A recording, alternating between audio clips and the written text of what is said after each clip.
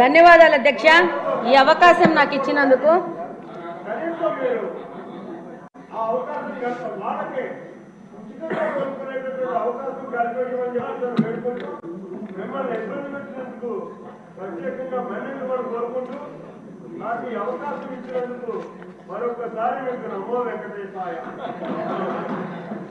ధన్యవాదాలు అధ్యక్ష.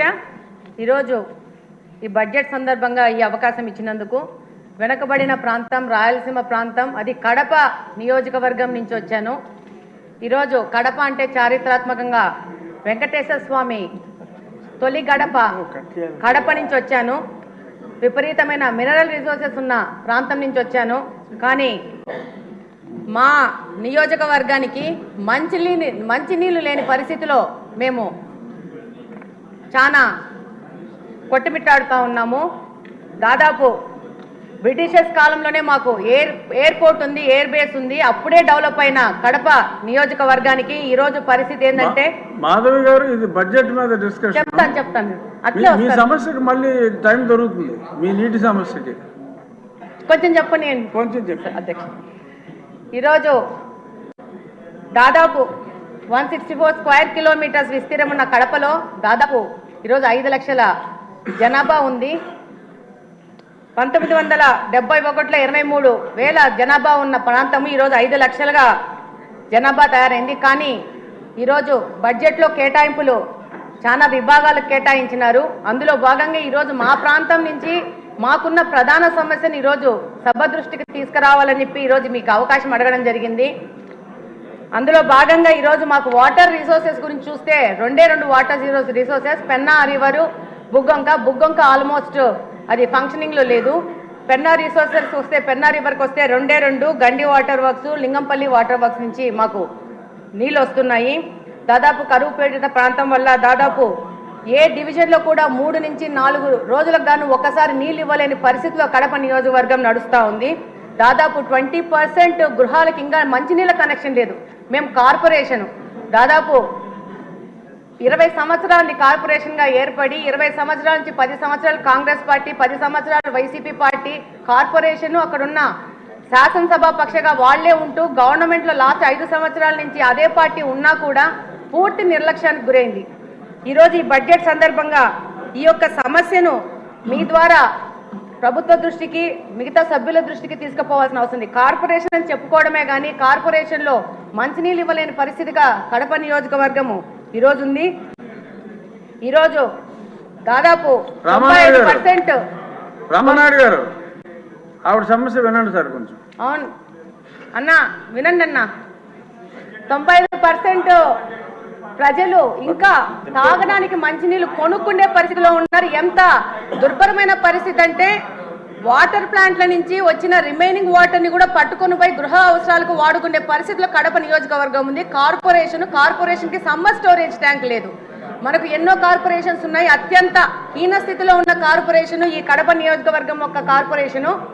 దాదాపు 100ల సంఖ్యలో వాటర్ ట్రీట్మెంట్ ప్లాంట్లు పెట్టుకొని వ్యాపారస్తులు నీళ్ళు అమ్ముకుంటా వ్యాపారం చేసుకునే పరిస్థితి.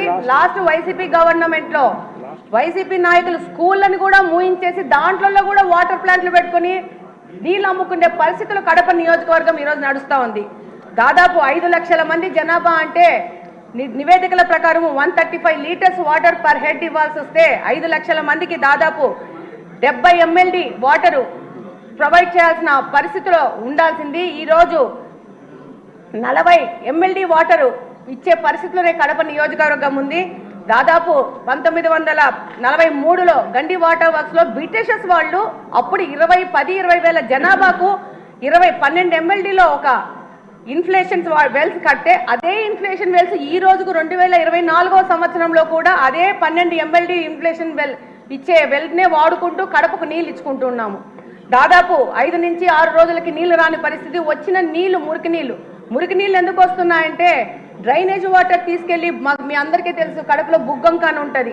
కడప నడి మధ్యలో వెళ్తూ ఉంటుంది. అందులోకి ఈ యొక్క డ్రైనేజ్ వాటర్ తీసుకెళ్లి అదే వాటరు పెన్నాలో కలిసి అదే వాటర్ మళ్ళీ పంపు చేసుకొని మళ్ళీ మా వినియోగంకు వాడుకోవాల్సిన పరిస్థితిలో ఉంది. ఒక ఎస్టీపీ లేదు, ప్లాంట్ కట్టలేని పరిస్థితిలో ఈ కార్పొరేషన్ ఉంది. నిధుల కొరత ఉంది.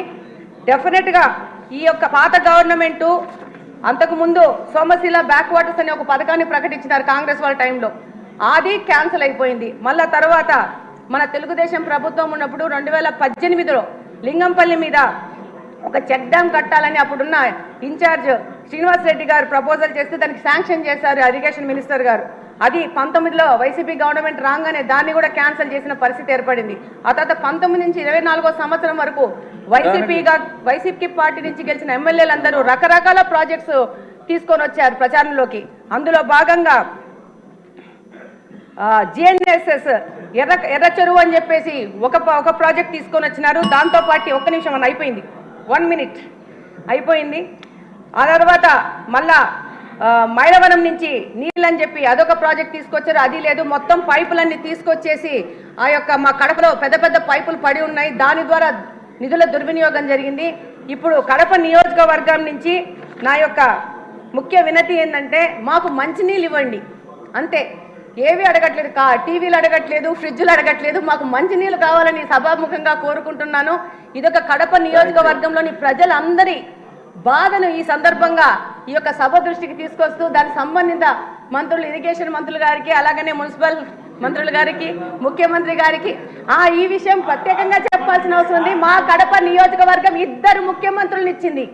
2 ముఖ్యమంత్రుల యొక్క నిర్లక్ష్యానికో మరి వాళ్లకు కడప అంటే చిన్న చూపో, కడప హెడ్ క్వార్టర్స్ లో మంచినీళ్ళు లేని పరిస్థితిలో కడపను తీసుకొచ్చినారంటే చాలా దౌర్భాగ్యమైన పరిస్థితి. మా కడప నియోజకవర్గం ఒక డిప్యూటీ సీఎం ని కూడా ఇచ్చింది. ఆయనకు అవగాహన రాహిత్యం వల్ల దాదాపు కడప నిర్లక్ష్యం చేసుకుని కడపలో నీళ్లు లేని పరిస్థితి, నీళ్లకు రామాని కొట్టుకునే పరిస్థితికి ఈ రోజు కడపని తీసుకొచ్చారు. డెఫినెట్ గా మంత్రులు గాని, ముఖ్యమంత్రి గాని, సంబంధిత మినిస్టర్లు గాని ఈ యొక్క విషయాన్ని పూర్తిగా మీరు 3 నిమిషాల్లో ముగించమ్మా. ఆదినారాయణ రెడ్డి గారి తర్వాత ఆయనకి ఇద్దాం అన్న. థ్యాంక్ యూ అన్నయ్య, అవకాశం ఇచ్చినందుకు. Ladies rowdies